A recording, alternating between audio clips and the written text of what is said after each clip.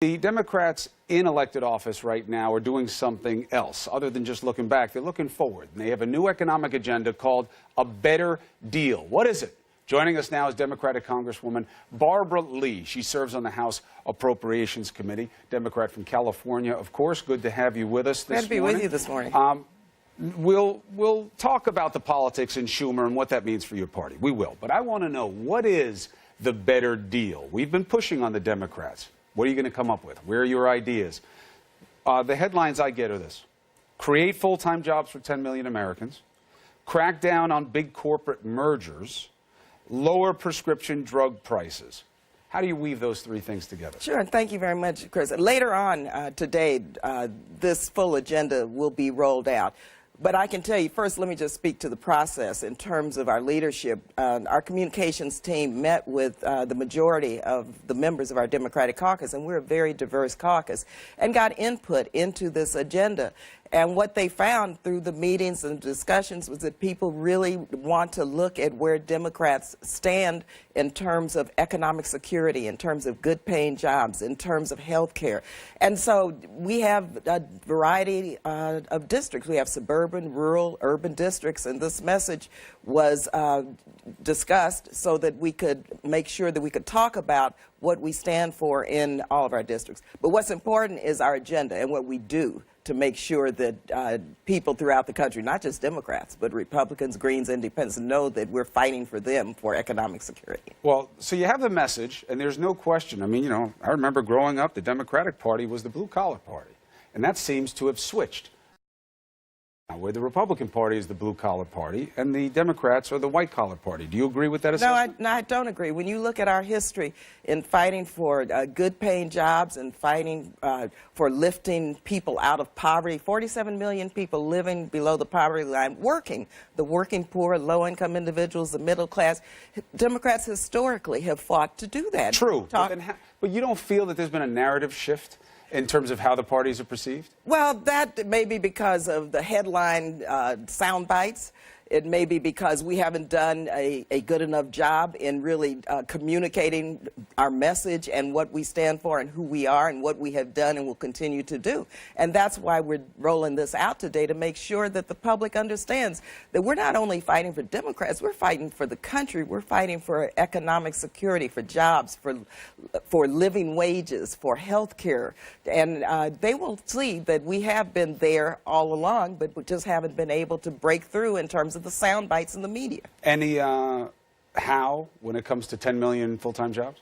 Well, it will be rolled out later, and I think all of us will have our piece in terms of how we're going to work within the, I mean, remember, we're in the minority now in the Congress, but we're still fighting for infrastructure, for efforts to, I'm on the Appropriations Committee, for example.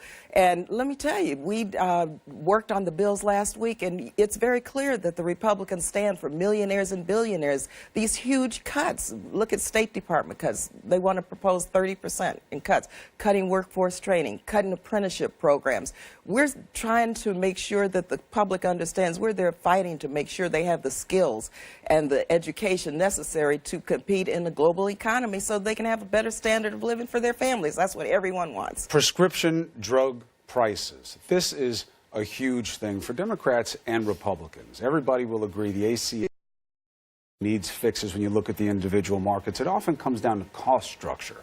Drug prices are a huge part of cost structure. How aggressive do you think this move will be on lowering drug prices? When you look at the Affordable Care Act and where the improvements are necessary, prescription drug costs are one area. And we're going to work hard to make sure that we look at the VA, for example, to make sure that we ensure that people have a chance to reduce their prescription drugs through perhaps bulk buying and through economies of scale. And so it's very important that people understand. We've been trying this for years. It hasn't worked. But we will definitely move forward so the public understands what it takes to make it work, and that is, first, the Republicans must stop this effort to repeal and take away health care from 22 million. Well, look, this could be something where you find some common ground, because a lot of Republicans talk about drug prices as well. It'll be interesting to see if we can see some type of cooperation on it. And as you say, the details will be out later today, but there is something that we should discuss that we know about right now. You talked about appropriations earlier. Ryan is taking the AUMF out of the appropriations bill. It's not going to be part of what hits the floor and gets discussed. What's the AUMF? Just so everybody remembers, the authorization for the use of military force. Everything that the U.S. military does right now, it's still doing under official authority from 2001, the war on terror. It just doesn't make sense, Barbara Lee. It just doesn't make sense that we're still fighting on language against the Taliban in 2001. The world has changed. Why doesn't Congress step up and own its constitutional responsibility to declare war in situations? Congress is missing in action. This resolution, I was the only one who voted against it in 2001 because it was overly broad. It was 60 words, and it gave authority to any president to wage war forever, perpetual war. And I've been trying for years and years and years to repeal this and say Congress must debate and vote on whether we vote up or down. The substance of it we would discuss. The and consequences. We're 16 years into this. What happened in the Appropriations Committee was finally I was able to get bipartisan support to pass this on a voice vote. And people actually applauded after it was passed because we had worked very hard for years to build this kind of bipartisan support. Example of bipartisanship. So what happens in this overall process? A bill moves from the Appropriations Committee onto the floor, needing to go through the Rules Committee, which establishes the parameters for the debate. Well, in the middle of the night, several nights ago, it just disappeared out of a 326-word document, a bill that we democratically voted on, that the people in our country asked their members to vote for as their constituents. Paul Ryan just took it out. It just disappeared. That is underhanded. It undermined our democratic process. It's wrong. And this shows an example of how they really don't want to work in a bipartisan way. And I don't know what the Speaker is afraid of. Congress is missing in action. We need to do our job. It's our constitutional responsibility. I'm going to keep working and fighting. We're building a broader base of support. And I think sooner or later we're going to get this done. Well, we will chase down what's going on that. And we look forward to the details of the better deal later today. Barbara Lee, thank you for being on New Day. Appreciate it.